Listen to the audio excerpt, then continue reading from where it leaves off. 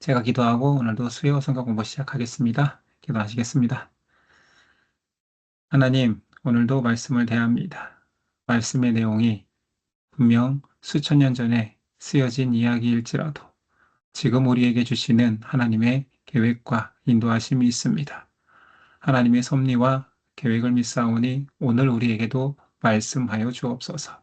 하나님의 뜻을 잘 듣고 또한 그 말씀 안에 우리의 삶을 잘 적용할 수 있도록 도와주시옵소서. 예수님의 이름으로 기도드립니다. 아멘. 아멘. 자, 말씀을 공유해 볼게요. 오늘은 사무엘상 13장입니다. 앞서 사울이 왕 되는 과정을 봤었죠. 기름 부음을 받고 선출까지 됐지만 아직 이스라엘 백성의 인정을 받지는 못했었어요. 그런데 암몬과의 전쟁에서 승리함으로 사울의 지지율이 급상승하죠.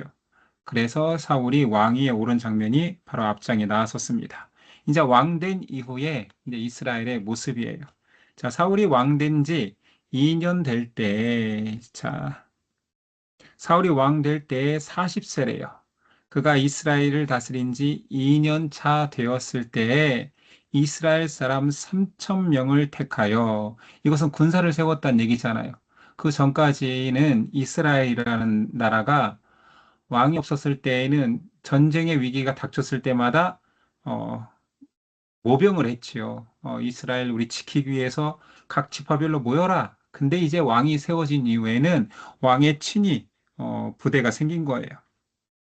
자, 이제 사울 왕의 군대가 3천 명이 세워졌대요.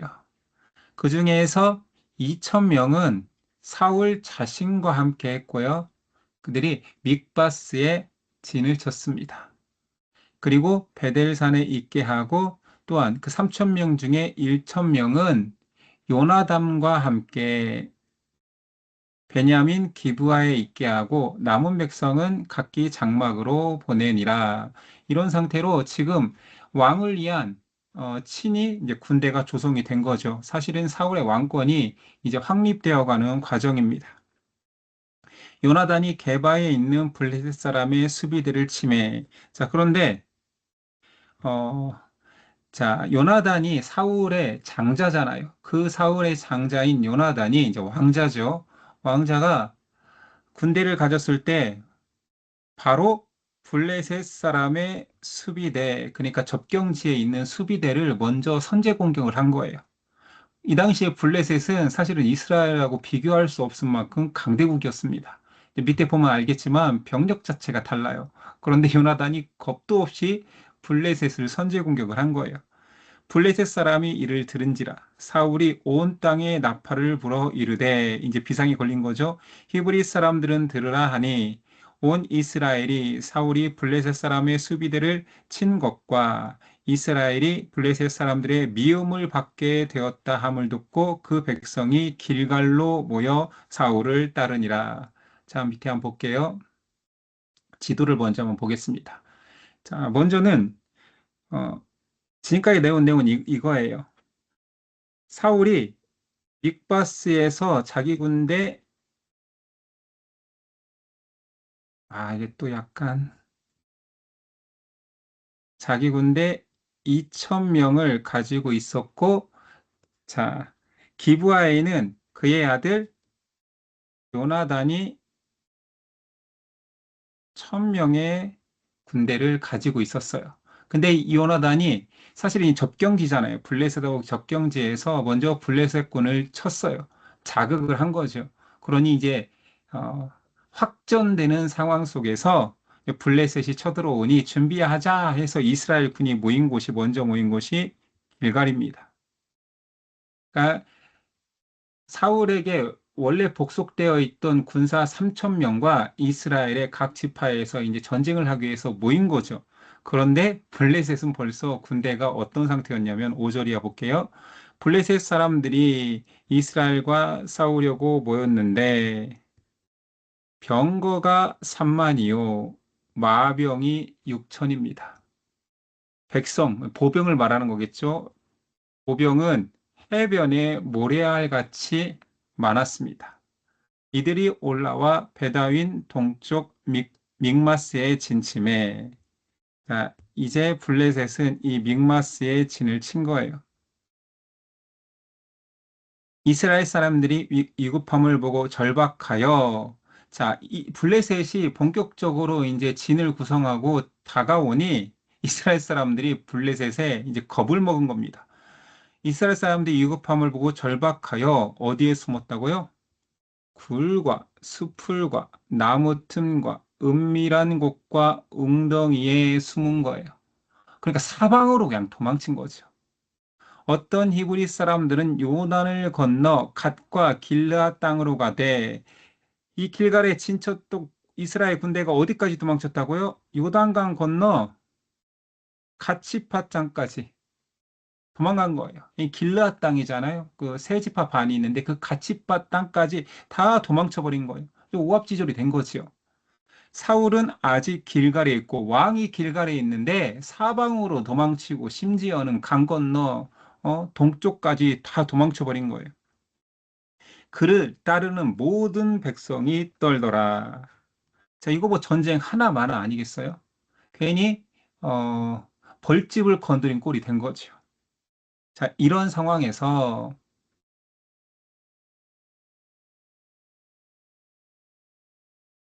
자, 블레셋이 이렇게 다 도망치니 사실은 뭐 그냥 뭐 점령할 수 있는 상황이 된 거죠. 그래서 이 화살표를 보면 이 화살표가 네 곳으로 향하고 있잖아요.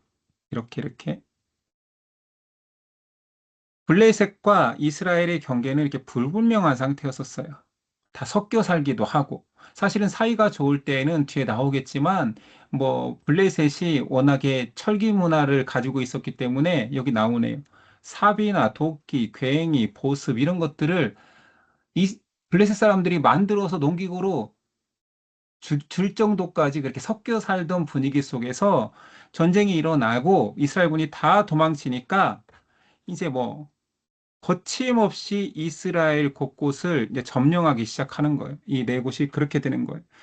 노략하는 거죠. 군대가 그냥 네 대로 나누어서 한 대만 움직이면서 노력한 것이 아니라 블레셋 군은 워낙에 뭐 규모 면에서 크니까 네 대로 나누어서 이스라엘 전역을 다 약탈할 정도로 땅을 노략하는 상황이 된 것입니다. 자, 군대를 나누었다고 되어 있죠. 네 대까지 나누어서 이스라엘을 점령해 나가고 있습니다. 자, 이때 사울이 얼마나 두려웠겠어요. 그쵸? 왕이라고 있지만 군대는 다 도망가 버린 거예요. 굴, 숲을, 바위 틈, 은밀한 곳, 심지어 멀리 동편까지 다 도망가 버렸으니 사울이 위기를 당한 거죠. 이때 사울이 한 행동, 그 위기 속에서 1차 불순종의 모습이 나타납니다. 저 사울이 그런 위기의 순간을 맞이하니까 첫 번째 불순종의 모습이 나타나는데 전쟁 시작하기 전에 사무엘을 통하여서 제사를 드리고 하나님께서 이 전쟁을 이끌어 달라고 요청하려고 했는데 그 기한이 7일이 걸린 거예요. 그래서 7일, 1일 동안 기다려라 했는데 기다리지 못하고 위기가 닥치니 자신이 직접 번제를 드리게 됩니다. 자, 기다렸으나 사무엘이 길갈로 오지 아니하매 사무엘이 이제 계속 늦어지게 된 거예요. 사무엘이 길갈로 오지 아니하매 백성이 사울에게서 흩어지는지라.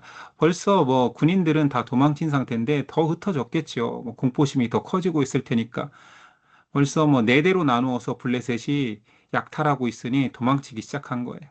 사울이 이르되 번제와 화목제물을 이리로 가져오라 하며 번제를 자신이 드려버립니다.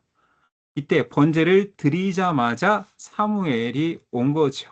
사울이 나가 맞음에 무난하였습니다. 자, 사울이 왜 번제를 자신이 드렸을까요? 명백하게 왕은 번제를 드릴 수 없습니다. 이건 제사장의 역할이죠. 그러니까 사무엘이 오기까지 기다리라고 했으나 당연히 기다려야 되는 건데 번제를 드린 첫 번째 이유는 당연히 뭐 그에게도 공포가 있었겠죠. 전쟁에 대한 두려움, 자기를 지켜야 될 병사들까지 다 도망치는 뭐 아군들의 이탈. 이런 상황에서 시간을 지체하면 더 많은 사람들이 흩어질 것 같은 거예요. 그러니 빨리 번제로 드려서 하나님의 긍휼을 구하겠다고 했는데 이것이 사실은 굉장히 큰 교만이었던 거죠. 말씀을 어기는 거니까. 그 전에 그 사울이 왕의 그 취임식 때, 아니, 취임식 때가 아니죠. 기름 부음 받고 왕을 선출하는, 미스바에서 왕을 선출하는 기간 동안 7일을 동일하게 길갈로 내려가서 기다려라 했던 때가 있었어요. 음, 사무엘이 기다리라고 했을 때 그때는 순종하고 기다렸습니다. 그러니까 처음부터 그렇게 사울이 순종하지 않고 제멋대로 하는 사람이 아니었다라는 거죠. 그렇죠? 그런데 미국 공포의 순간 그리고 자기가 생각했던 상황과 전혀 이상한 상황으로 환경이 변하니 순종했던 자, 3상 10장 8절에는 길갈로 내려가라 했을 때 내가 내게로 내려가서 번제와 화목제를 드리리니 그러니까 조건은 똑같은 거예요. 기다리라고 한 사람도 사무엘이고 기다려야 하는 사람도 사울이었던 거죠. 내가 내게 가서 내게 행할 것을 가르칠 때까지 7일 동안 날짜도 똑같아요. 꼭 비교하기 위해서 이랬던 것 같아요.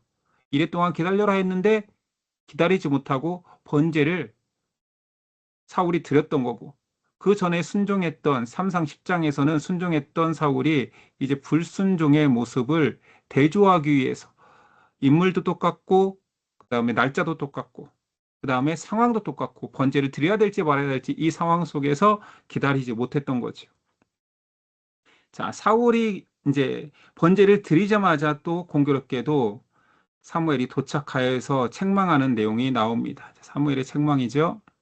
사무엘이 사울에게 이르되 왕이 망령 망령되이 행하였도다. 자, 이 망령되이 행한 내용은 바로 왕이 왕의 하나님 여호와께서 왕에게 내리신 명령을 지키지 아니하였도다. 왕의 일이 있고 제사장의 일이 있었는데 이것은 명백하게 불순종한 거지요. 그리하였더라면 여호와께서 이스라엘 위에 왕의 나라를 영원히 세우셨을 것이오늘 순종하기만 하면 하나님께서 영원히 왕의 어, 나라를 당신의 위 속에서 이어지게 했을 텐데 지금은 왕의 나라가 길지 못할 것이다라고 사실은 저주를 선포하지요. 여호와께서 왕에게 명령하신 바를 왕이 지키지 아니하였으므로 여호와께서 그의 마음에 맞는 사람을 구하여 여호와께서 그를 그의 백성의 지도자로 삼으셨느니라 하고 당신이 이제 위에서 물러나고 하나님께서 마음에 드는 사람으로 다시 세우겠습니다라고 말하는 거죠. 이건 단순히 위급해서 생긴 실수 차원이 아닌 거예요. 사실은 뭐 순종 불순종은 그냥 편안하고 누구라도 할 수 있는 상황 속에서는 누구나 순종합니다. 그런데 위기의 순간, 위협의 순간, 이럴 때 사실은 본심이 드러나는 거잖아요. 전쟁이라는 위급한 순간에 적진들이 둘러싸고 있으니 당연히 순종해야 될 그 일을 못했기 때문에 사실은 이건 단순 실수라 보기에는 사울의 상태가 불순종한 그리고 자신이 왕이지만 제사장의 일을 월권한 교만이지. 이것에 대해서 하나님께서 너는 더 이상 내가 필요 없는 사람이구나. 말씀의 사람이 아니구나. 말씀에 지정한 제사장의 일을 왕의 힘으로 네가 다 해내려고 하는구나 라고 해서 그의 교만을 지적하면서 너의 나라는 길지 못할 것이다 라고 말합니다. 사실 당시의 이스라엘 상황은 전쟁을 절대 치러서는 안 되는 상황이에요. 한번 볼까요? 어, 그때 19절 이하입니다. 이스라엘 온 땅에 철공이 없대요. 철기를 다룰 수 있는 대장장이가 없는 거예요. 이는 블레셋 사람들이 말하기를 히브리 사람이 칼이나 창을 만들까 두렵다. 아, 얘네에게 철공 기술을 가르쳐 주면 칼이나 창을 만들어서 우리와 싸우겠지. 그래서 가르쳐 주지 않는 거예요. 온 이스라엘 사람들이 보습이나 삽, 도끼나 괭이를 벼리려면 그것을 뭐 나를 세우거나 만들려면 블레셋 사람에게 가서 사정을 하는 거예요. 아, 우리 농기계로 쓸 거니까, 아, 우리 칼을 안 만들어도 좋으니, 우리 이런 농기계 좀 만들어두라 사정해서 그렇게 대장장이에 사올 수 있는 상황이었던 거죠. 지금 블레셋은 군대도 많을 뿐만 아니라 무기를 다 가진 철기 시대를 살고 있다라면 이스라엘은 철기 시대에 아직도 철공을 못 다루는 어떻게 보면 청동기에 무기도 없는 상태에서 청동이라는 것은 무기가 될 수 없습니다. 우리가 역사 시간에 배웠던 뭐 청동기 시대의 칼들은 상징성이에요. 지도자나 왕이 가지고 자신의 위엄을 드러내는 상징적 도구였지 무기가 아니었어요. 철기 시대부터 칼이, 창이 진짜 무기였던 거죠. 그러니 싸움이 되지 않는 거예요. 한쪽은 막강한 군사력과 무기도 있는데 이스라엘은 농기구 들고 지금 싸울 수 있겠어요? 이런 상태였는데 감히 덤볐던 거죠. 믿음으로 덤볐는지 어쩌는지는 뒤에 보면 이제 요나단의 모습이 나올 텐데 어찌됐든 이런 터무니없는 이스라엘의 상황 속을 왜 이것을 드러내고 있느냐? 지금 이스라엘은 왕이 있습니다. 왕이 누구예요? 사울이에요. 그런데 이스라엘은 사실상 사울은 그들이 원해서 세우긴 했지만 이스라엘의 이런 국방력도 없고 약한 나라를 보호하시는 실제적 왕은 하나님인 거예요.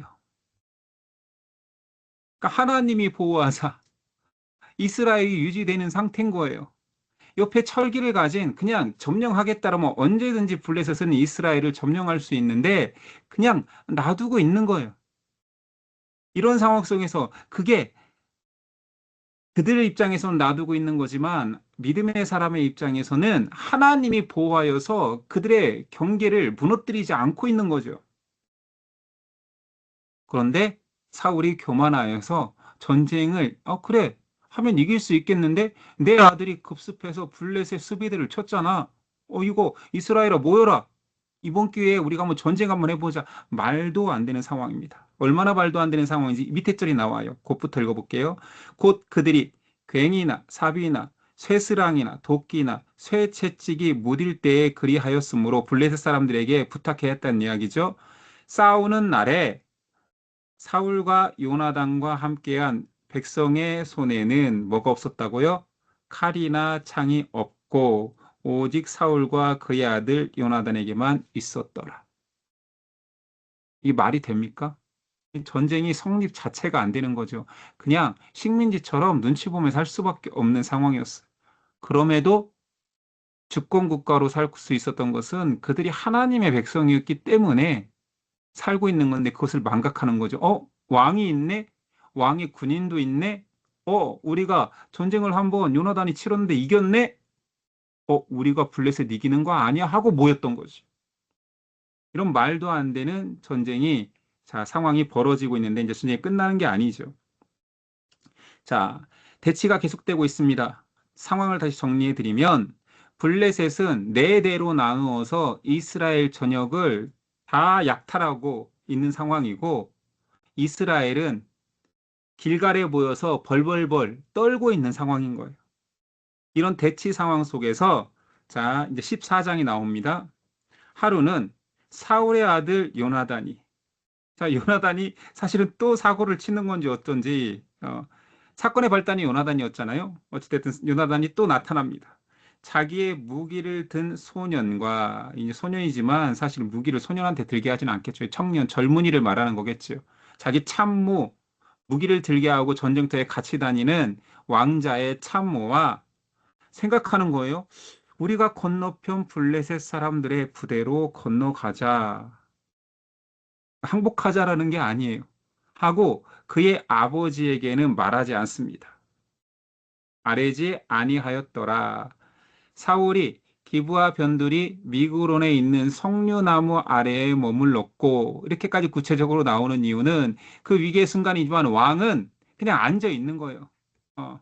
그냥 그늘 아래 뭐 어떻게 하지, 어떻게 하지, 어떻게 하지. 사무엘한테는 혼났고 이 전쟁을 하면 안 될 것 같은데 어떻게 하지 하고 있는 거죠. 이제 궁리를 하고 있겠죠. 뭐 단순히 뭐 앉아만 있는 게 아니라 이제 참모들을 모아서 이 전쟁 어떻게 해야 되냐라고 대책을 세우고 있는데 함께한 백성은 600명가량이나 처음 시작할 때 12장에서 혹시 기억납니까? 사울의 군대의 숫자가 사울이 데리고 있는 사람이 2,000명, 그 다음에 아들, 요나단에게 준 사람이 1,000명, 그래서 3,000명의 군대가 있다고 했잖아요. 근데 지금 몇 명이라고요? 600명. 앞서 이유는 다 알죠? 다 도망쳤어요. 자, 아히야는 대제사장입니다. 자, 에봇을 입고 있으니까요. 대제사장이겠죠. 사울 당시에 대제사장 아히야는 에봇을 입고 거기 있었으니 그는 이가봇의 형제 아이두베 아들이요 비느하스의 손자요 실로에서 여호와의 제사장이 되었던 엘리의 증손이었더라. 자, 엘리 하면 떠오르죠. 우리가 앞에서 봤으니까. 엘리 제사장 가문은 하나님께서 버리셨잖아요. 그리고 엘리와 두 아들이 사건은 알죠. 엘리의 두 아들이 전쟁터에 하나님의 법궤를 가지고 나갔다가 전사했고 법궤를 빼앗겼고 그때 엘리는 충격받아 죽었고 며느리는 애를 낳다가 어, 이름을 자기 시아버지도 죽고 남편도 죽었으니 이름을 뭐라고 했었죠? 이가봇 영광이 떠났다. 하나님의 영광이 떠났다 했던 그 가문이에요. 그 가문에 지금 제사장 계보를 잇고 있는 걸 보여주는 거예요. 제가 한번 다시 한번 정리해 볼까요? 자, 엘리 제사장 때 두 아들이 홈리와 비느하스였죠. 앞에 나오겠지만 쭉 넘겨야 되니까 제가 여기서 그냥 정리를 할게요. 자, 그런데 홈리와 비느하스가 전쟁터에서 죽었고 엘리도 죽었으나 자, 비느하스의 아들이 있었으니 아히드비 있었고 그리고 죽을 때 태어난 이가봇이 있습니다. 하나님의 영광이 떠났다. 그가 이 이가봇이에요. 자, 이 아히둡의 두 아들이 오늘 등장하는 제사장 아히야고, 자, 이 친구가 여기서 등장한 거예요.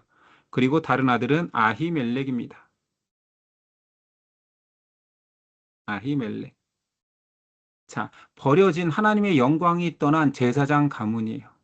여전히 이 가문과 함께 사울은 함께하고 있는 거예요. 그러나 하나님께서 이 제사장 가문을 버렸지만, 자, 좀 위에 올라가서 써볼까요? 원래 제사장 아론의 계보 속에는 아론의 아, 아론의 자, 아들들 중에 제사장을 이은 사람이 엘르, 아살, 이다말이 있잖아요. 두 아들은 죽었고요. 셋째, 넷째가 이었는데 이 이다말 계보가 엘리 계보인 거예요. 됐죠?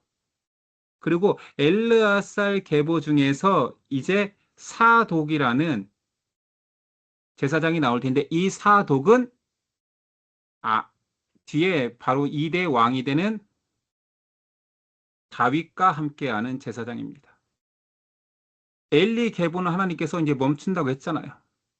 그래서 이제 사독으로 넘어가는데 이 과도기적으로 아직도 엘리 계보의 아들인 아히야가 그러니까 불순종의 상징인 제사장과 함께 불순종의 상징인 왕이 함께하고 있는 거예요. 그러니까 아이야가 지금 제사장인 것도 의미가 있는 거죠. 근데 그가 사울과 함께하고 있습니다. 그래서 그 계보를 쭉 이야기하는 거고 엘리의 증손이라는 증언까지 올린 겁니다. 자, 백성은 요나단이 간 줄 알지 못하니라. 자, 요나단이 그 무기든 소년이라고 표현된 그 참모와 함께 저들 지금 우리를 무시하고 우리가 너무 싸울 준비가 안 됐다고 여겨서 무시하고 지금 전쟁 준비가 안 돼 있는 것 같은데 라고 보인 거겠죠. 그래서 요나단이 또다시 급습을 합니다. 근데 이번에는 두 명에서 자, 한번 읽어볼게요. 요나단의 급습 4절이 합니다. 요나단이 블레셋 사람들에게로 건너가려 하는 어귀 사이 이쪽에는 험한 바위가 있고 저쪽에도 험한 바위가 있는데 하나의 이름은 보세스요 하나의 이름은 세네라. 한번 볼게요. 자, 보세스 협곡이 나오잖아요, 여기. 보세스라는 협곡이 나오는데 이 보세스 협곡에 제가 한번 그림으로 설명해 볼게요. 바위가 있대요. 바위가 하나는 어느 쪽에 있냐면 한 바위 이름이 보세스인데 보세스는 북쪽에서 믹마스 앞에서 일어났대요. 자, 믹마스 여기 있습니다. 북쪽 믹마스 앞에서 이렇게 절벽이 있는 거예요. 여기서 바위라고 표현되어 있지만 협곡 같은 절벽이겠죠. 여기에 보세스라는 바위가 있습니다. 그리고 또 한 바위는 남쪽에서 게바 앞에 일어났으니 게바가 여기 있으니 남쪽 게바에서 이렇게 바위가 하나 있으니 이 바위의 이름은 세네래요, 세네. 자, 보세스와 세네 사이에 협곡이 있는데, 어, 요거 타고 올라가면 이 블레셋 tin에 쉽게 이르를 수 있는 것 같은 거예요. 그림에서 보니 여기는 이렇게 막 바위 두 개로 표현했지만 이 정도는 아니었을 것 같아요. 저는 이렇게 절벽 같았을 것 같아요. 그렇죠. 근데 뭐 돌아 들어갔는지 어쩐지 모르지만 이 두 절벽이 이제 보세스와 세네 사이로 이 두 사람이 가는 겁니다. 요나단이 자기의 무기를 든 소년에게 이르되 우리가 이 할례 받지 않는 자들에게로 건너가자. 여호와께서 우리를 위하여 일하실까 하노라. 자, 여호와께서 우리를 위해서 일하실지도 모를 것 같아. 그러면서 믿음의 고백을 합니다. 여호와의 구원은 사람이 많고 적음에 달리지 아니하였느니라. 자, 여기까지 보면 사실은 전승 그 승전고에 목말라서 이리 뜨고 저리 떴던 요나단이 아니라 믿음으로 살았던 거예요. 요나단의 평가는 굉장히 긍정적입니다. 아, 할례 받지 않은 자가 왜 하나님의 백성을 치지? 난 이해할 수 없어. 지금 우리가 병력이 말도 안 된다고 여기지만 하나님이 함께 하시면 사람이 많고 적음이 중요해? 하나님이 우리와 함께 할 텐데 라는 믿음의 고백을 하고 적진에 두 명에서 급습한 거예요. 자, 무기를 든 자가 그에게 이르되 당신의 마음에 있는 대로 다 행하소서. 자, 이 소년도 보통 얘기가 아니죠. 어, 자기가 모시는 분이, 믿음 우리 가보자. 우리 둘이라도 가보자 했더니, 당신 마음이 행하는 대로 하소서. 그도 고백할 때 내가 당신과 마음을 같이 하여 따르리이다 라는 고백을 합니다. 저는 이런 표현을 이제 믿음의 공명이라고 보는 거예요. 제가 좋아하는 표현이죠. 공명. 믿음 있는 사람의 믿음은 믿음을 낳습니다. 소년이라고 표현될 만큼 그 어린 젊은이가 전쟁 경험도 없들 그가 요나단이 저 적진 한가운데로 뛰어들자 할 때 하나님께서 함께 하신다. 하나님께서 구원하시면 할 수 있다라고 하니까 그 믿음이 전염됩니다. 당신의 뜻대로 하소서 나는 당신을 따르리이다. 충성이라고도 할 수 있지만 사실은 여기서는 충성을 보이고자 하는 것이 아니라 바로 앞에 믿음의 고백이 있기 때문에 이 믿음의 고백을 그대로 받은 믿음의 저는 공명이라고 보는 거예요. 자, 이 모습과 바로 대조되는 모습이 바로 다음에 나옵니다. 대조되는 모습 한번 볼까요? 자, 요나단이 그 무기를 든 자가 반나절 가리 땅 안에서 뭐 농사할 때 반나절 땅 가를 수 있는 땅, 반나절 동안 가를 수 있는 땅이니까 그렇게 큰 땅은 아니죠. 이렇게 보이는 안에서 처음으로 처직인 자가 20명 가량이래요. 그냥 급습해서 무기 든 자니까 봐요. 여기 무기 든 자가 얘가 무기 들고 있고 요나단이 같이 가자고 했으니 무기 하나 들고 둘이 간 거예요. 그런데 전쟁터에서 20명 가량을 죽였습니다. 근데 이것이 공포가 된 거예요. 누군가가 나타나서 용맹한 장수처럼 막 죽인 것처럼 된 거죠. 그러니까 공포가 또 공포를 낳기 시작합니다. 이제 공포의 전염이에요. 앞에서는 믿음의 전염이잖아요. 믿음의 공명이라고 표현했지만 여기 밑에서는 대조되는 게 뭐예요? 공포가 전염되기 시작합니다. 공포가 공포를 낳기 시작하니 무슨 일이 일어나느냐? 들에 있는 진영과 모든 백성들이 공포에 떨었고 처음에는 들에서만 일어나는 20명의 악살이었는지 모르지만 모든 백성이 소식을 들은 거예요. 장수 하나가 나타나서 우리를 죽이기 시작한다. 공포에 떨었고 부대와 노략군들도 떨었고 땅이 심지어 이번에는 어떻게 느낀다고요? 땅이 진동하였으니 이 표현은 그냥 쓴 표현이 아니라 자, 하나님의 섭리입니다. 공포심이 커져서 너무 커지니까 땅이 울리는 것처럼 느끼는 거예요. 그리고 이 울림을 뭐라고 표현하고 있어요? 이는 큰 떨림이었더라. 실제로 여기서 무슨 지진이 일어났는지 이런 건 잘 몰라요. 그러나 여기서 우리가 유추할 수 있는 것은 계속 공포가 전염되고 있다라는 거죠. 들에서 모든 백성으로 그리고 소문이 나와서 이스라엘을 우리가 무시했었는데 우리가 이스라엘한테 질 수도 있겠구나 라는 땅이 진동하고 있어. 그들이 신이 노했나 봐. 뭐 이런 표현이 나올 수도 있었겠죠. 이런 상황이 된 거예요. 그래서 블레셋이 자멸합니다. 스스로 무너지는 거예요. 이게 여호와의 전쟁의 특징이잖아요. 언제 이스라엘 용사들이 용맹에서 이겼습니까? 전쟁은 하나님께 속했다 그랬잖아요. 너희는 가만히 있어 내가 할 구원을 보라 했잖아요. 그 일이 또 일어나는 거예요. 믿음의 사람이 움직이면 이런 일이 일어납니다. 자, 16절이에요.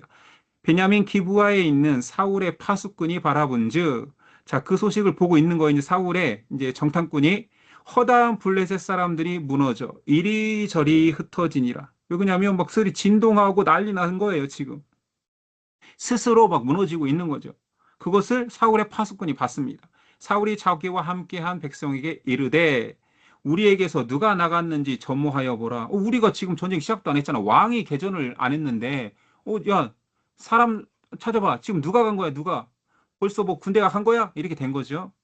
점호한즉 요나단과 그의 무기를 든 자가 없었더라. 사울이 아히야에게 이르되 하나님의 궤를 이리로 가져오라. 자, 이게 또 다른 패착이 되는 지금 내용이죠. 하나님의 궤를 이리로 가져오라. 누가요? 사울이. 누구에게요? 역사 속에서 자기 선조 바로 윗대에서 궤를 빼앗겨서 대상도 누구예요? 블레셋이잖아요. 블레셋의 궤를 빼앗겼던 그 제사장 가문의 제사장과 그 후손의 제사장과 그 사건을 다 알고 있었던 이스라엘 백성이 다 알잖아요. 사울이 왕이 되었으니 더 잘 알겠지요. 우리가 블레셋에게 어떤 수치를 당했는지. 그런데 사울이 전쟁에서 뭔가 희망이 보이니까 그들이 스스로 뭐 좌충우돌하고 스스로 자멸하는 분위기가 나타나자 사울이 처음으로 행한 행위가 뭐라고요? 하나님의 궤를 전쟁터로 가져와라. 그때에는 궤가 이스라엘 자손과 함께 있음이더라. 당연히 이스라엘과 있었죠. 왜 그러냐면 아비나답의 집에 지금 옮겨진 상태니까요. 맞죠? 자, 이런 사울이 엄청난 또 실수를 하게 됩니다. 믿음이 아니에요, 여기서는. 그냥 하나님을 전쟁에 이용하는, 그냥 뭐라고 해야 될까요? 미신과 같은 행위가 또 등장하는 겁니다. 이때부터 사울은 믿음의 사람이 아님을 계속 보여주고 있습니다. 자, 그럼 전쟁의 결과는 어떻게 됐을까요? 자, 20절 이하. 사울과 그와 함께한 모든 백성이 모여 전장에 가서 본즉 블레셋 사람들이 각각 칼로 자기의 동무들을 치므로 아니 아무리 전쟁터지만 각각 칼로 자기의 동무들을 치는 일이 있을까요? 저녁이고 뭐 불이 나고 이런 게 아니라면 그런 일이 없겠죠. 단순히 두 사람이 움직였어요. 아마 200사람이 움직였으면 혼란스러웠을 수도 있죠. 이것은 무엇을 말하느냐? 하나님이 이 전쟁을 승리케 하려고 작정하신 상태인 거죠. 하나님이 개입한 거예요. 요나단이 이런 모든 일을 야기한 것 같지만. 자, 크게 혼란하였더라. 전에 블레셋 사람들과 함께하던 히브리 사람이, 자, 이게 좀 말이 이해가 안 되죠? 전에 어땠다고요? 블레셋 사람들과 함께하던 히브리 사람. 뭔 말이에요? 히브리 사람은 이스라엘 사람들이잖아요. 배신자들이 있었습니다. 블레셋 편에 서서 살았던 배신자들. 배교자들이라고 해도 상관없겠죠. 강대국에 붙어 살던 히브리 사람들도 있었다라는 거예요. 함께 진영에 들어와 있었죠. 그들이 돌이켜. 자, 스스로 자기들끼리 막 죽이고, 이거 전쟁이 이상한데? 이거 무슨 일이지? 이거 하나님이 노하셨나라고 생각했을 거 아니에요. 그들이 돌이켰어요. 배신자들이 돌이켜 사울과 요나단과 함께한 이스라엘 사람들과 합하였고 돌아왔다는 얘기죠. 그 다음에 도망친 사람들 있잖아요. 막 어디 들로, 바위로 막 다 도망쳤잖아요. 에브라임 산지에 숨어 있던 이스라엘 모든 사람들도 블레셋 사람들이 도망함을 듣고 싸우러 나와서, 아니, 도망하는 거 듣고 싸우러 나오면 이게 진짜 싸우러 나온 걸까요? 어? 전쟁의 공로만 취하러 나온 사람들 아니에요. 어찌됐든, 자, 배신자들이 먼저 돌아왔고, 두 번째 누가 돌아왔어요? 자, 이런 사람들 뭐라고 하죠? 아, 탈영병이라고 표현해 볼게요. 탈영병. 탈영병들이 다시 돌아옵니다. 사기가 충천해지니까 이제서야 돌아오는 거예요. 그리고 그들이 한 행동이 이제서야 추격하였더라. 여호와께서 그날에 이스라엘을 구원하심으로, 이게 핵심이죠. 그들이 전쟁을 이긴 게 아니에요. 여호와께서 그날에 이스라엘을 구원하심으로 전쟁이 베나윈을 지나니라. 자, 그림으로 한 번 더 설명하고 가볼까요? 자, 보세스 협곡에서 자, 두 바위 사이로 요나단과 그 참모가 급습을 했어요. 블레셋 사업 죽인 사람은 20명일 뿐이지만 여기서 난리가 계속 소문과 소문을 낳고 공포심이 자극해서 스스로 죽이고 이런 상황에서 게바에 모여 있던 이스라엘 이제 본진이죠. 본진들이 같이 합세해서 이제 추격하는 거예요. 이때 사무엘의 군대뿐만 아니라 배신자들도 여기다가 합류하고 곳곳에 숨어 있던 탈영병들도 합류하였으니 이들이 합류하여서 자 블레셋 지인까지 막 쳐들어가니까 그들이 벳아웬까지 도망하더라. 그리고 뒤에 보니까 아얄론까지 도망하더라. 여기까지 도망하는 장면이 있는 겁니다. 이 모든 일을 성경은 여호와께서 하셨다. 그날에라고 되어 있죠. 자, 아직 전쟁이 끝나지 않았어요. 자, 벳아웬까지 계속 물러나고 이제 추격하고 있는데 사울이 갑자기 황당무계한 명령을 내립니다. 병사들에게 금식을 명령해요. 전쟁 중인데 밥 먹지 마. 왜, 무슨 일일까요? 사울이 생각해도 이 전쟁이 자기의 능력은 아니었던 것 같아요. 이거 무슨 일이지? 이거 하나님이 역사하지 않고서야 이거 스스로 죽이는데 우린 그냥 쫓아가기만 하는데 쟤네들 도망가는데 어마어마한 병력이 이 작은 소수의 병력 점점점 모이는 말도 안 되는 배신자들 그것도 블레셋에 속했던 배신자들 탈행병들 와봤자 얼마나 왔겠어요. 소식 듣고 왔는데 그들이 막 쫓아가는데 이길 것 같은 거예요. 그랬더니 야 밥 먹지 마. 제 생각이 이건 제 생각입니다.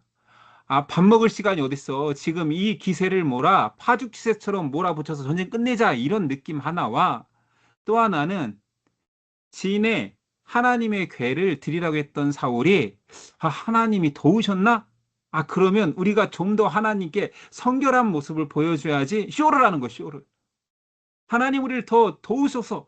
저희가 간절히 더 외치오니 우리 밥도 안 먹고 하나님 기도하는 마음으로 이 전쟁에 참여할 테니 이 전쟁을 끝내소서라는 쇼를 하는 거예요. 신앙 쇼죠. 그 결과가 이렇습니다. 그날에 이스라엘 백성들이 피곤하죠. 당연히 피곤하죠. 전쟁 중이에요. 전쟁 중에 보급이 끊기면 전쟁도 멈추고 퇴각해야 되는데 아니 막 밀어붙이는데 밥도 먹지 말고 가. 금식해. 그러면서 저주를 퍼붓는 거예요. 만약에 이걸 어기면 다 죽인다. 이는 사울이 백성에게 맹세시켜 경계하여 이르기를 저녁 곧 내가 내 원수에게 보복하는 때까지 아무 음식물이든 먹는 사람은 뭐라고까지 얘기한다고요? 저주를 받을지어다. 왕이 저주한다라는 의미 뭐예요? 죽여버릴 거야. 야, 아무것도 먹지 말고 진격해 이런 거죠. 그러므로 모든 백성이 음식물을 맛보지 못하고 사실은 전시에 음식물을 먹는다고 해봤자 자기 주머니에 있는 건량이나 먹겠죠. 누가 다 같이 앉아서 음식 끓여 먹겠어요. 그냥 최소한의 식량, 자기 주머니 어디 들어있는 것들 다 꺼내서 먹으면서까지 전쟁하는 거지. 아무것도 입에 대지 마라고 선언을 해버린 거예요. 근데 전쟁 중이잖아요. 이것을 뭐 전화로 통했겠습니까? 아니면 뭐 무전병이 전했겠습니까? 못 들은 사람들이 많은 거죠. 그래서 누가 실수를 하느냐? 이 전쟁 영웅이었던 아들 요나단이 실수합니다. 전쟁 중에 당연히 배가 고프니 이런 일을 한 거예요. 27절이야. 요나단은 그의 아버지가 백성에게 맹세하여 명령할 때에 듣지 못하였으므로 뭐 대단한 거를 막 끓여 먹고 그런 게 아니라 손에 지팡이의 끝을 내밀어 벌집에 꿀을 찍고, 그러니까 멀리 벌집에 있는 것을 그냥 퍼먹은 것도 아니고 지팡이로 이렇게 찍은 거예요. 그래서 그의 손에 들려 입에 대매. 그렇게 꿀 한 번 찍어서 지팡이 끝에 있는 꿀을 찍어서 입에 댔는데 눈이 밝아졌대요. 얼마나 지치고 피곤했으면 이 꿀 어, 한 숟가락도 안 될 수도 있지요. 그거 아무튼 찍어서 먹었는데 눈이 밝아졌어요. 그 정도로 전쟁에서 정말로 피곤한 상태인데 어찌됐든 아버지의 명령을 어긴 것은 맞잖아요. 그때 백성 중에 한 사람이 말하여 이르되 이런 사람들이 또 문제 이걸 또 가서 말했네. 당신의 부친이 백성에게 맹세하여 엄히 말씀하시기를 오늘 음식물을 먹는 사람은 저주를 받을지어다 하였나이다. 그러므로 백성이 피곤하였나이다 하니 요나단이 이르되 내 아버지께서 이 땅을 곤란하게 하셨도다. 아버지가 왜 그러셨을까? 어, 참, 이 땅을, 이 전쟁을, 이 전시 상황을 곤란하게 했다. 보라, 내가 이 꿀 조금을 맛보고도 내 눈이 이렇게 밝아졌거늘. 하물며 백성이 오늘 그 대적에게서 탈취하여 얻은 것을 임의로 먹었더라면 블레셋 사람을 사륙함이 많지 아니하였겠느냐. 누가 생각해도 그렇죠. 먹을 수 있는 거 탈취한 물건 속에서 뭐 빵 조각이라도 먹으면서 전쟁을 해야 되는데 그런 황당무계한 명령을 던져서 자기가 어긴 상황이 되어버렸죠. 자, 그렇게 요나단이 먹어서인지 어쩐지 성경은 말하지 않지만 이게 기점이 되어서 아니 전쟁 중에 먹지 말라는 게 말이 되겠습니까? 배고픈 군사들이 다 어기게 돼요. 자, 백성들의 실수 부분 볼게요. 그날에 계속 그날이에요, 그날. 백성이 믹마스에서부터 아얄론에 이르기까지 블레셋 사람들을 쳤으므로 그들이 심히 피곤한지라 또 피곤하다는 얘기 나오는 거죠. 당연한 상황에서 백성이 이에 탈취한 물건에 달려가서 양과 소와 송아지들을 끌어다가 그것을 땅에서 잡아 피채 먹었더니 하나님께서 그만 육식은 허락하였으나 피채 먹지 말라라는 죄를 짓게 됩니다. 얼마나 배고프면 피 뺄 시간도 없는 거예요. 그냥 피채 고기를 먹어버렸습니다. 사울의 명령이 있은 이후에. 자, 그렇다면 상식적으로 봤을 때 요나단이 지팡이로 꿀을 찍어 먹은 게 그 왕의 명령을 어긴 겁니까? 아니면 백성들이 양과 소와 송아지를 끌어다 먹은 것이 피채 먹은 것이 더 큰 죄입니까? 뭐 누가 봐도 이거는 그냥 왕이 판단할 수 있는 문제인데 아니면 뭐 저들이 내 명령을 어겼지만 전시 상황이었으니 뭐 그럴 수 있었겠다. 뭐 며칠간 근신하도록 하라 이런 것이 아니라 사울이 자기 명령에 불순종한 자들의 처벌을 위해서 누가 이 문제에 야기한 사람이냐 해서 자, 죄의 중을 가리기 시작합니다. 또 사울이 이르되 너희 백성 중에 흩어져 다니며 그들에게 이르기를 사람은 각기 소와 양을 이리로 끌어다가 여기서 잡아먹되 피채로 먹어 여호와께 범죄하지 말라 하라 하매 이제 와서 자 니네 피채 먹는 사람들이 있다며 하나님이 싫어하시는 그 죄까지 짓는데 그러지 말고 이제 그때서야 피채 먹지 말고 고기 먹어라고 한 다음에 그 밤에 모든 백성이 각각 자기의 소를 끌어다가 거기서 잡으니라. 사울이 여호와를 위하여 제단을 쌓았으니 이는 그가 여호와를 위하여 처음 쌓은 제단이었더라. 여기서 말하는 제단은 믿음의 제단을 말하는 게 아니에요. 자, 그가 왕으로서 선포하잖아요. 금식. 그 아들이 꿀을 먹었습니다. 백성들이 심지어 얼토당토한 이 금식 명령에 의해서 죄를 지었어요. 그러니까 그 상황을 모면하기 위해서 야, 피는 먹지 말아야지 고기를 다 먹게 한 이후에 이거 좀 이상한데 제단을 쌓아서 하나님께도 야, 너희가 이 승리를 위해서 너희가 고기 먹을 일이 아니라 하나님께 제단을 쌓자. 그리고 처음 제단을 쌓았대요. 신앙의 행위 같아요? 아니요. 궁여지책입니다. 이 상황을 모면하기 위한 궁여지책으로 이런 일을 벌이고 나서 그래도 왕의 명령이었고 저주까지 퍼부었으니 이 사건의 진상을 밝혀야 되겠다라고. 아니, 진상은 자기가 잘못 내린 명령에서 시작된 거라고 반성을 하는 게 아니라 진상규명을 하겠다라고 백성을 불러서 누가 최초로 이 죄의 시작을 했느냐? 누군가가 시작을 했기 때문에 백성들이 막 피채 고기를 먹는 이런 일이 벌어진 거 아니냐 해서 진상규명을 위해서 다 나와라 하고 이제 진상규명을 하다 보니 진상조사 때 또 단언까지 하는 거예요. 야, 심지어 내 아들이 그랬다고 하더라도 반드시 죽일 거다. 이거는 분명한 왕의 명령 불복종이기 때문에 그 사람은 대표로 죽어야 돼라고 했는데 우리는 알고 있잖아요. 우린 전지적 독자 시점이니까 어, 요나단인데 나오는 거예요, 결과가. 자, 이런 후원 장단까지 한 상태에서 찾아보니 이에 사울이 이스라엘의 하나님 여호와께 아뢰되 원하건대 실상을 보이소서 하였더라. 요나단과 사울이 뽑히고 자 실상을 보여달라고 하니까 이제 가문대로 먼저 뽑히는 거예요. 지파가 먼저 뽑혔겠죠. 지파의 어떤 가문이 뽑혔겠죠. 그랬더니 왕의 가문이 뽑히는 거예요. 요나단과 사울이 뽑힌 거예요. 나는 명령했는데 알고 봤더니 자기 아들이 내 아들 요나단이 사이에서 뽑으라 하였더니 요나단이 뽑히니라. 자, 제이프크로 하나님의 뜻을 물었더니 요나단이 시작이었습니다. 라고 걸려버린 거예요. 자, 왕이 호언장담, 분노까지 다 쏟아부은 상태에서 이제 어떻게 해야 됩니까? 요나단에 대한 징계를 안 할 수 없어서 사울이 요나단에게 이르되 내가 행한 것을 내게 말하라. 요나단이 말하여 이르되 내가 다만 내 손에 가진 지팡이 끝으로 고기를 피채 먹은 것도 아니고 꿀을 조금 맛보았을 뿐이오나 내가 죽을 수밖에 없나이다. 충성스러운 거죠. 사울이 이르되 요나단아 내가 반드시 죽으리라. 그렇지 않으면 하나님이 내게 벌을 내리시고 누구에게요? 자신에게 또 내리시기를 원하노라까지 자기 명예를 위해서 전쟁의 1등 공신인 지금 요나단을 죽이겠다라고 합니다. 이에 누가 나서요? 백성이 나섭니다. 백성이 사울에게 말하되 이스라엘의 이 큰 구원을 이룬 요나단을 죽겠나이까 결탄코 그렇지 아니하니이다.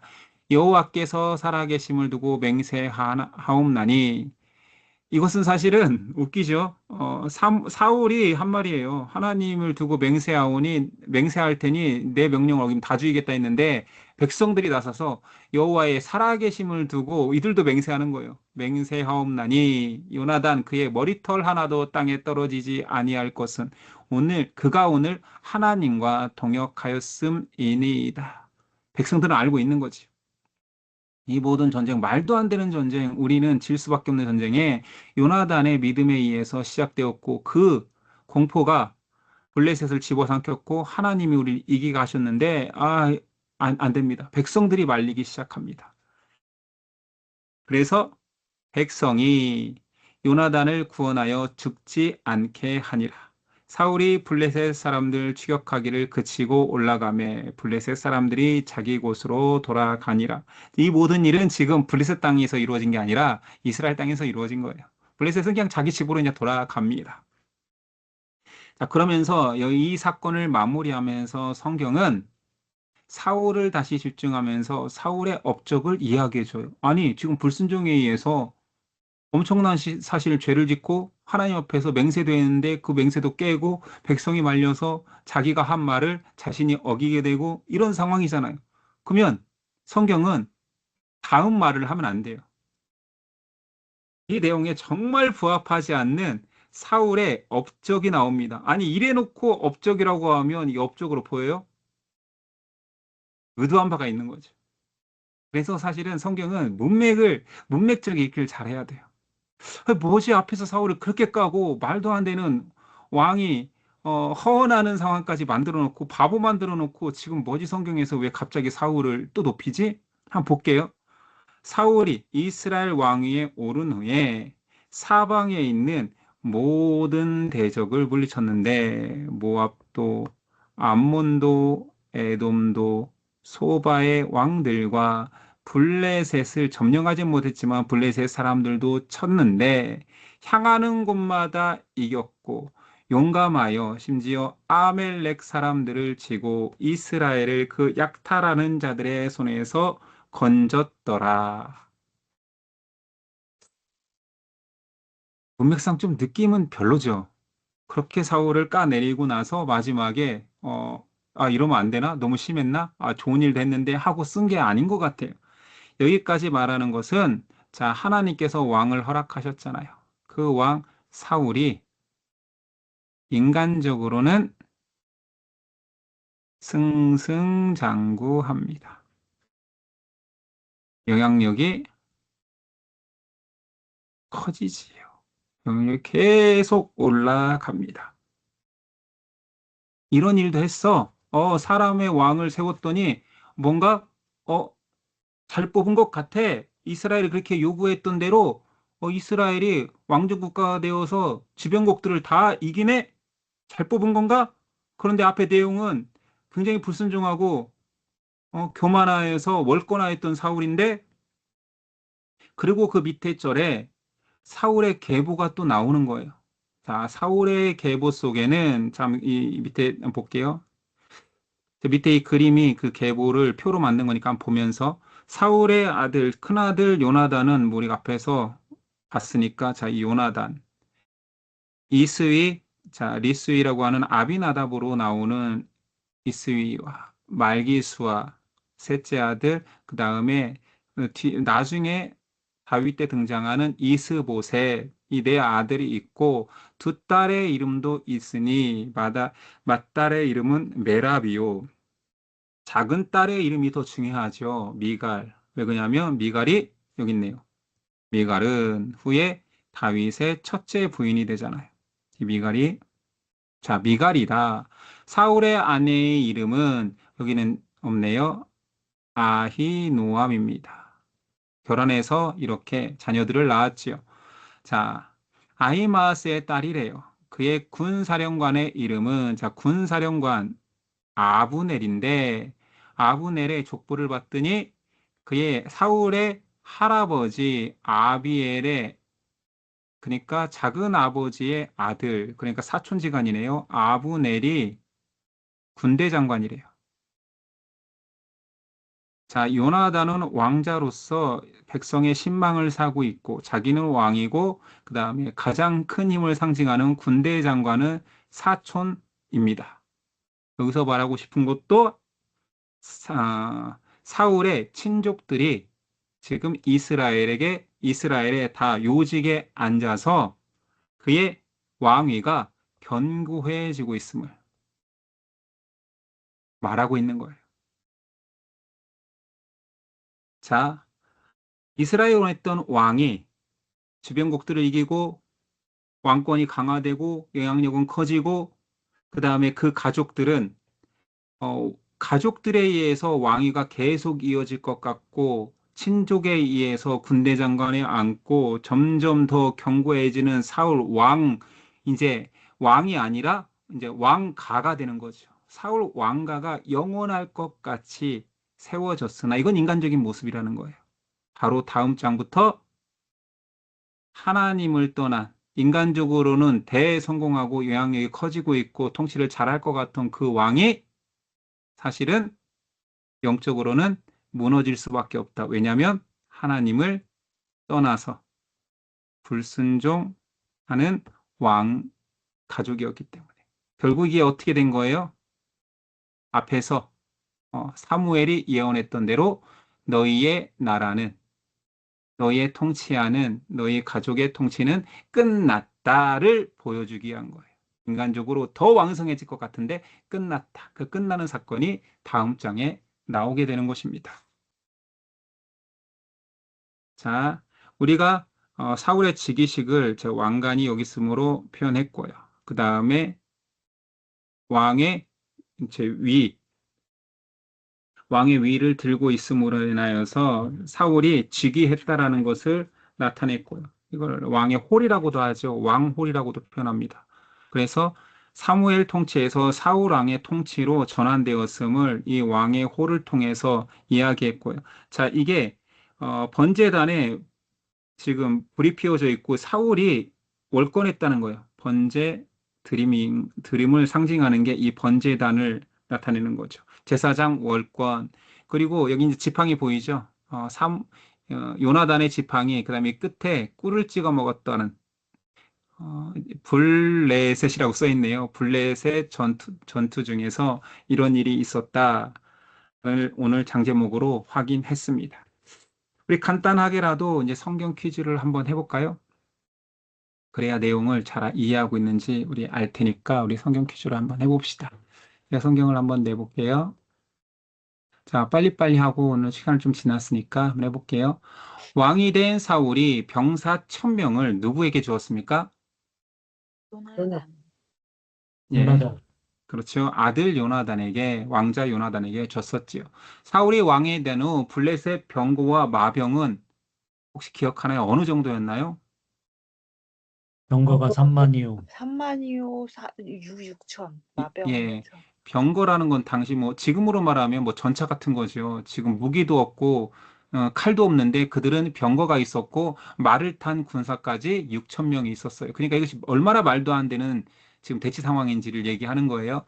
블레셋 군대를 보고 이스라엘 병사들이 취한 행동은 도망갔어요. 네, 맞아요. 도망갔습니다. 굴, 숲, 바위, 뭐, 무릉덩이까지 뭐, 심지어는 저희 요단 동편까지 요단강 건너서 도망쳤지요. 사울은 7일 동안 사무엘이 길갈로 오지 않자 어떤 행동으로 하나님께 범죄했습니까? 주인이 사울 번제와 월권했어요. 번제를 번제를 드려버렸어요. 네, 번제를 드렸습니다. 예, 깔끔하게, 여러 제사 중에 번제를 드렸습니다. 사울이 월권으로 행한 번제를 보고 사무엘이 내린 저주는 오래가지 못한다. 지금 어, 예, 그렇죠. 사울 왕의 나라가 길게 가지 못할 영화지. 것이다라고 저주했습니다. 당시 이스라엘 땅에 철공이 없었던 이유, 대장장이가 없었던 이유는 블레셋에서 안 가르쳐 준 거죠. 예. 효신 오늘 에이스예요. 블레셋이 창과 칼을 만들까 봐 안 가르쳐 줬어요. 요나단과 함께 있었던 병사가 블레셋인 몇 명을 죽였습니까? 20명. 20명. 네, 20명이 시작되어서 이제 그 공포가 계속 전염되었죠. 사울의 금식 선포를 듣지 못하고 꿀을 찍어 먹은 사람은 요나단 사울의 왕자. 아들 요나단. 네, 사울이 요나단을 죽이려고 할 때 구출해 내었던 사람은 백성들. 백성들. 좋습니다. 이스라엘 백성들이었죠. 자, 이건 좀 어려운 문제일 수도 있어요. 사울의 작은 딸, 둘째 딸의 이름은 미갈. 네, 맞습니다. 미갈. 다윗의 첫 번째 아내가 되는 미갈이었습니다. 자, 오늘 여기까지 하겠습니다. 제가 기도하고 마칠게요. 하시겠습니다. 하나님, 겸손하고 수줍었던 순종의 사람이었던 사울이 왕위에 오르자 힘을 얻게 되자 불순종의 사람으로 돌변하는 모습을 보게 됩니다. 어쩌면 우리도 우리 자신이 어떤 신앙의 사람인지, 하나님 앞에서 충성되이 살 사람인지 진짜 위기가 닥쳐야지만이 알게 될 수도 있습니다. 그러나 우리가 그 위기의 순간에 하나님을 외면하고 돌변하고 불순종하는 자가 되지 않기 위하여서 지금 이 시간에 하나님의 말씀을 대하고 있고 말씀 속에 불의한 자들의 모습을 통하여서 반면 교사를 삼아 우리의 모습을 돌아보려 합니다. 하나님, 우리는 결코 어떠한 순간에도 하나님을 붙들고 하나님의 말씀에 순종하는 자 될 수 있도록 믿음 허락하옵소서. 위기의 순간에도 가장 먼저 떠오르는 것이 하나님 안에 있어야 된다, 하나님을 붙들어야 된다라는 그 믿음이 떠오를 수 있도록 우리에게 긍휼을 베푸시옵소서. 오늘 이 밤에도 우리의 약함을 고백하오니 하나님의 강함이 우리를 붙들어 주옵소서. 예수 그리스도의 이름으로 기도드립니다. 아멘.